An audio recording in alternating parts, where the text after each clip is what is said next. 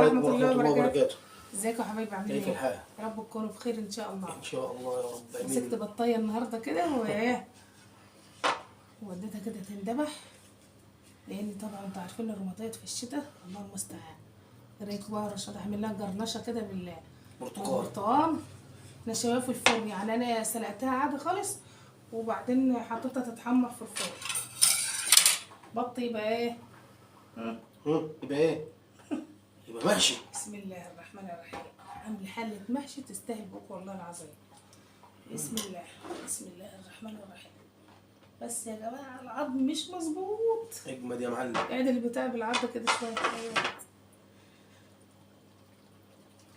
توكلنا على الله. شوربة البط بقى تستاهل بوك.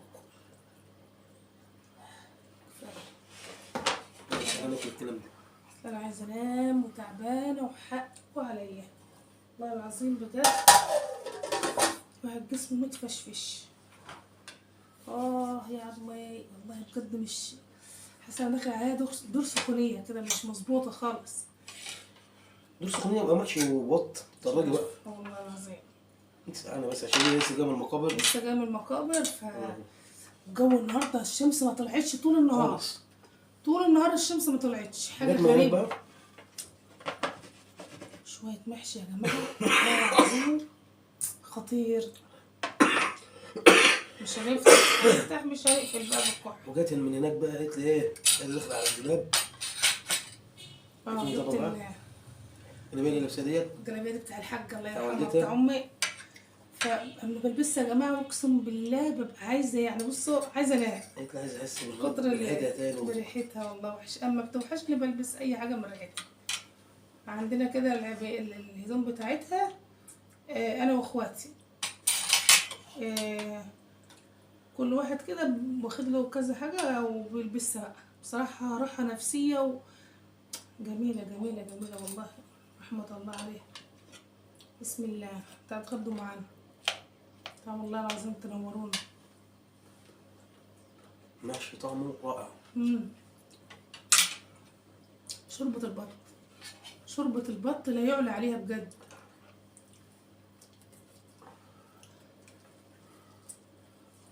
بس هو صح اللي هي بتعمله دوت. تطلع الجلابيه وتقول لها لازم البسها ولازم اعمل بيها. يا بنتي خلاص بقى. تقول لي لا لازم. والله العظيم يا جماعه هي راحه نفسيه. هي راحه نفسيه.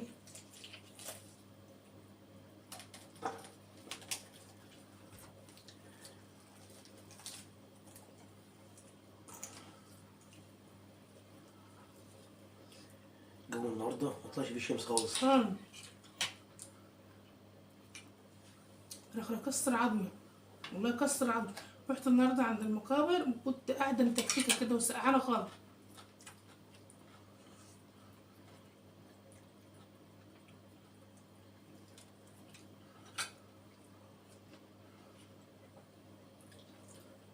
المحشي بعد ما استوى كده كنت جايه فاتحه الحله وحط على وشه حته سمنه كده بلدي. حلو ومخلي ريحته فظيعه.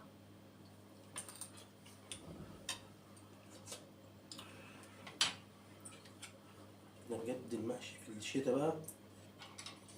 الكرنبه ديت اللي انا جايباها دي كرنب بقى غلي تاني. بعد ما كنا ب 10 و 15 رجعت بقت ب 30 وب 35 ولحد 50. دي اللي جايباها صغنونه خالص كده اهو. حشت يا دوبك الحله دي ب 20 جنيه بالعافيه كده. مسك ورقها معظمها اخضر. هاجي ابدا على رشاش عشان معظمها اخضر.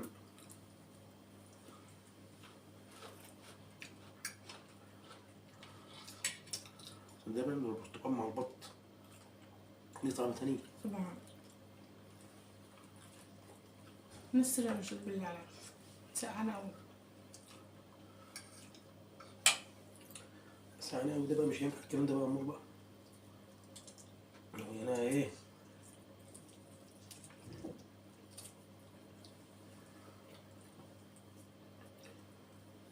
لازم كنت رايح المقابر النهارده بجلابيه خفيفه. كنت لابسه على عبايه خروج اللي هي السمرا دي. وبعدين اختي زعقت لي والله، قالت لي انت جايبه عبايه خفيفه. قلت لها ما لبستش عبايه من اللي هي القطيفه. لا لا مش عارفة، هي انا مدت ايدي طلعت في ايدي السمرة دي.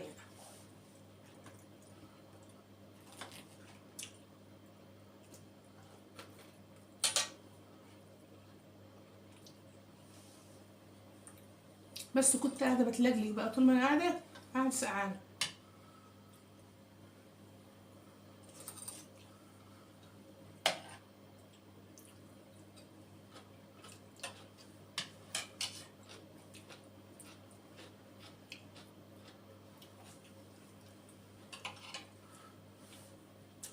يا ريتكم معانا يا جماعه في المحشي ده. اه والله يستاهل بقكم، والله يستاهل بقكم. محشي بصراحة سكر.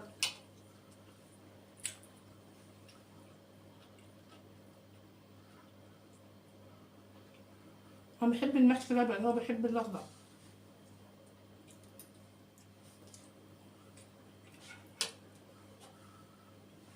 في تاني. لازم مية على الاكل، مقدرش، لازم مية على الاكل. قلت لك اعمل عصير. مم.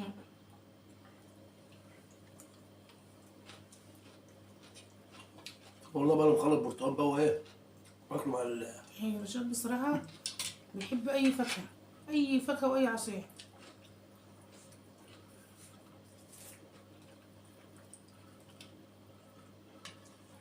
شوية لسان عصفور بشوربة البط خطير.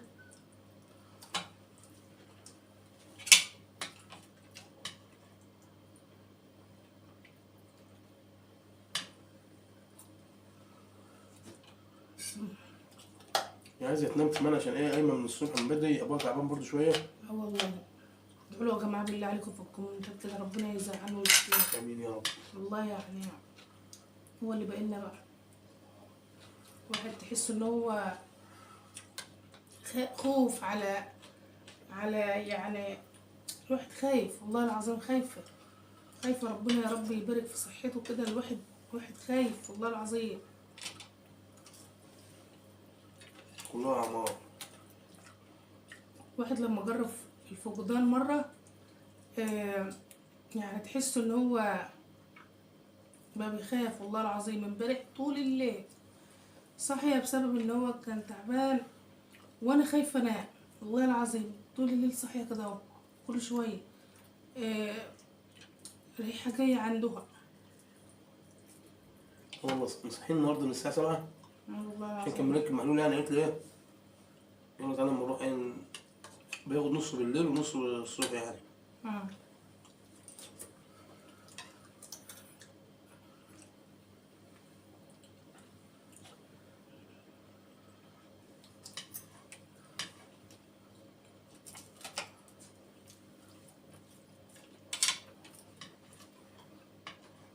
والله خد المحاليل برضو مش عارفة يعني، مش عارفة. بكرة ان شاء الله بإذن الله نروح نكشف عليه بقى تاني.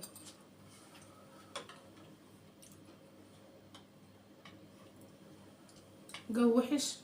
يعني تلاقي السليم مش متحمل، الواحد السليم مش متحمل والله العظيم الدور اللي جاي ده.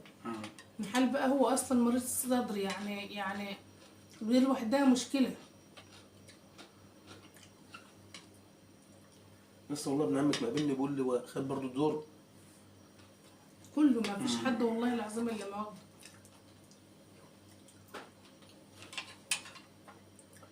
ربنا يستر بصراحه. انا خدت يعني على شدوى ولسه خدوا والله. وادهوني وانا بقى لحد الان والله العظيم والله المستعان الكحة مبهدلاني مبهدلاني. امبارح الساعة واحدة وشوية بالليل والله صحيته قلت له اعملي كوباية ليمون الرشاد. كحة خلاص شرخت زوري لدرجة مش عارفة اخد نفسي بالليل محدش يا جماعه والله يعرف حاجه للكحه يعني. مبهدلاني.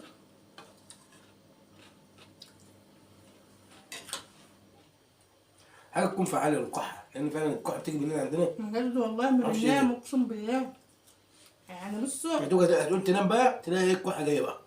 لو فتحنا في الكحة دلوقتي بالله ما بتسكت، ما بنسكتش خالص بقى. انت ليه شغالين كحة؟ انا مش عارف. انا بسال الصيدلي قال لي طالما دواء الشرب مش هيجيب نتيجه خلاص يعني هي بقول لي عايز بس حاجه سخنه وخلاص. بس ما فيش حاجه يعني. بس اكيد في دواء يا رشاد عارف. شديد يمنعها. كان ما فيه. طب انا حبيت السن مش خليني اعرف اكل ولا اتكلم. من والله. امبارح وجعها يوم، قاعد كل طلع لي حبايه في لساني، طلع لي حبايه في لساني. ما هي من السخونيه اللي في بطنك. المهم إيه، هو يعني كان نايم صراحه، وانا قاعده كحه كحه مش عارفه اخد نفسه خالص. قلت له يا رشاد والنبي اعملي كوبايه ليمون مغليه. ما تغلي، راح جاي عصر عليها لقاه الليمونه وكده ومعلقه معلقه عسل نحل. فقال لي ماشي. ما انا شو النوم في عيني وهموت وانام، بس الكحه مخليني مش عارفه انام. المهم رحت جايه شاربه كوبايه الليمون يا جماعه، والله العظيم، وقاعده على قاعده شربتها وانا قاعده كده. وبعدين رحت جايه حاطه الكوبايه بعد ما خلصت ونمت وانا قاعده. خفت ان انا يعني ما صدقت ان الكحه وقفت، خفت ان انا انام ترجع تاني، لا قلت هنام وانا قاعده. حطيت ورا ظهري مخدتين كده وتنيت ان انا قاعده على السرير ورحت جايه انام. قمت من النوم، نمت بالظبط من الساعه 1:30 في نطقه الفجر. قمت مش عايزه اقول لكم بقى انا لحد الان ظهري عامل ازاي. هو عباره عن في سكينه كده.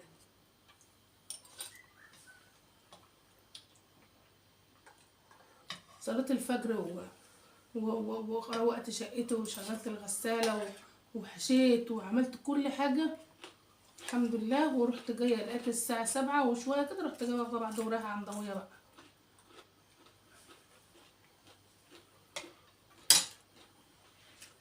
تحسوا اصلا ان اليوم بقى وشك ظهرك في ثانيه، يعني الواحد مش بيبتدي كده من بعد صلاه الفجر تلاقي اصلا ما فيش يوم اساسا. النشاط لست البيت حلو اصلا على فكره. يعني النشاط دايما لست البيت حلو. طول ما انت تشوف اللي وراه وتعمله وقاعد بقى بعد كده مرتاح يعني. لان اليوم فعلا قصير.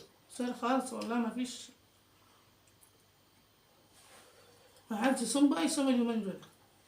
اه. والله العظيم ما فيش. المغرب بيبدأ الساعة 5 الا.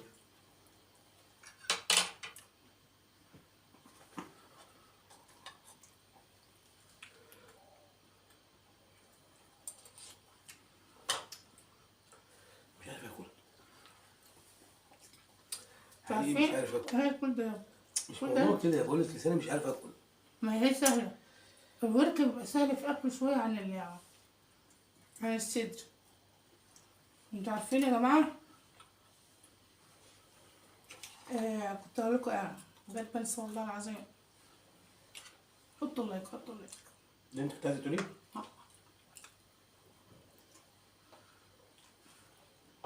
مش عارفة كنت هقول ايه والله. حطوا اللايك والاشتراك اللي ما اشتركش. وناس كتير قاعدين تقول لي غير القعدة اللي انتوا قاعدينها عشان خاطر الملل يعني والزهق وكده. يعني مش عارفة اصور فين، في اوضة النوم. اشمعنى يعني؟ مش عارفة اصور فين. هي الصالة اللي عندنا، هي عندي الصالة، لا اما حتة هنا كده اللي انا كنت بعمل لكم فيها الروتين الاول، لا اما القطعة الكبيرة اللي ناحية دي. انا مش عارفة الصراحة اصور فين، مش عارفة. فقولوا كده في الكومنتات اصور فين بصراحة، انا مش عارفة. نصور مع بعضينا. ايوه يا جماعة احنا يعني احسن من غيرنا نقول الحمد لله. أيوة. كل واحد يرضى بقليله. طبعا. الحمد لله.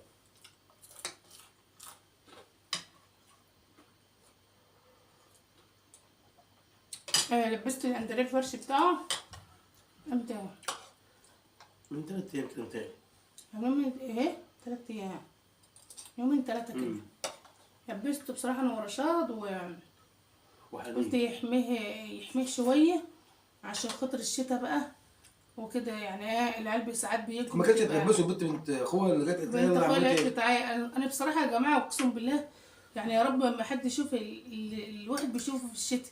العظم بيتكسر في الشتا فعلا اللي عنده الروماتويد والله.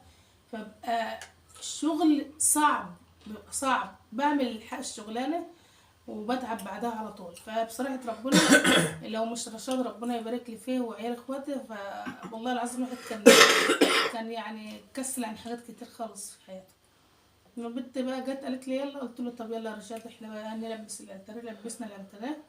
العيال ساعات بتيجي الدنيا بتبقى شاتيه بره والارضيه متنيله، احنا ساعات بنيجي برضه من عند ابويا رجلنا بتبقى متبهدله. فبرضه هو حلو الكسوه دي، حلوه بصراحه. طبعا. حلو. انا بعد ما اتجوزت على طول، يعني انا كنت بعد ما اتجوزت، انا متجوزه 2009. بعد ما اتجوزت ب3 شهور او 4 شهور رحت جبت الفرش ده، واحد هنا ببلدنا فصلهولي. يعني كل الموضوع يعني 6 شهور ولا حاجه عم فصلهولي. صح؟ مش فاكر هو غاب. ايوه والله غاب قعدت قوي. 6 شهور بقى كل يوم رايحه جايه رايحه جايه عليه. بقى يقول لي بكره بعد بكره بعد، لحد ما الحمد لله عملهولي. يلا الحمد لله. الحمد لله. الحمد لله معلم. وما انا جلبت الحاج بقى ست الكل. والله العظيم هم دي يا جماعه، اقسم بالله لو كنت عشرتوها كان بص، يعني اللي بيحبوني بيقولوا انت شكل امك، يعني لان في صفات منها كتير. امك كانت طيبه وحنينه وفيها صفات طيبه حلوه قوي بصراحه. ممكن ابويا هو طيب وحنين وكل حاجه، بس مش زي امي. امي كانت حاجه كده، رحمه الله عليها. فتلاقيني انا الوحيده في اخواتي اللي فيها من امي كتير. يعني الحبايب قلبي اللي هم بيحبوني يعني على اليوتيوب، ربنا يديمكم نعمة في حياتي يا رب. وكل اللي بيقول لي كلمة طيبة تعود له يا رب في ميزان حسناته. كل اللي بيكلموني دول تقولوا لي يا امير انت طيبة، وعلى يعني انت على الفطرة وبتتكلمي يعني اللي في قلبك على لسانك، ما فيكيش تصنع. انا كانت امي كده، انا كانت امي كده يا جماعة. انا كل الصفات دي واخداها من امي والله. لا بنحب التصنع ولا نتمنظر كده في الكلام، ولا لا، الواحد كده بيتكلم بما يرضي الله، واللي في قلبه على لسانه بيطلعه. ما بعرفش اتجمل ولا بعرف اصنع ولا الكلام ده كله. طب نوري لهم كده. شوفوا اميره بقى لما بتقعد تصنف في نص بقى قد بطسيه.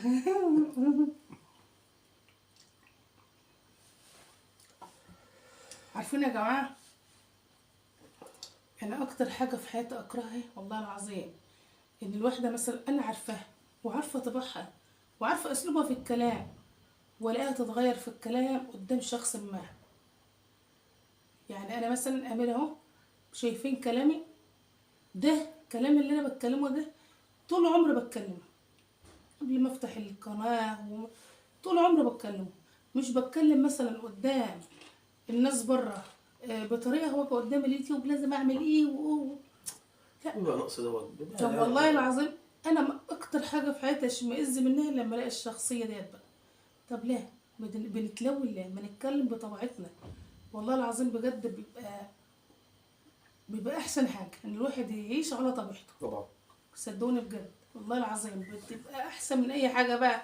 تعيش حياتك كده عاديه، عادي خالص، ما فيش حاجه بتتكلمي فيها لا كده ولا كده، لا. ثم بقى تلاقيهم قدام منك مثلا بتكلم معاك عادي خالص كده، قدام شخص تاني تلاقيه طب ليه كده؟ عادي يا حبيبه قلبي، في ايه؟ سواء راجل او ست. انا مش بتكلم والله على ست، يعني بتكلم عادي يعني. ما هو التلون في الشخصيه ده غلط، مش حلو. هو التلون في الشخصيه ده كده مش ربنا حلو. يهدينا جميعا يا رب. امين يا رب. حطوا الله اهم حاجه الله يهديك. الاشتراك اللي ما اشتركش، وادعوا لي بالشفاء، وادعوا لابويا يا رب يشفيه كده ويشفي كل امه محمد يا رب العالمين. وطولت عليكم ولكلكت كتير. ودعوا جميع اموات المسلمين كده بالرحمه والمغفره يا رب. يا رب امين يا رب. ربنا يرحمهم جميعا. امين يا رب. على السلامه حبايب قلبي. يلا السلام عليكم. ربنا يديمكم نعمه في حياتي يا رب. امين يا رب.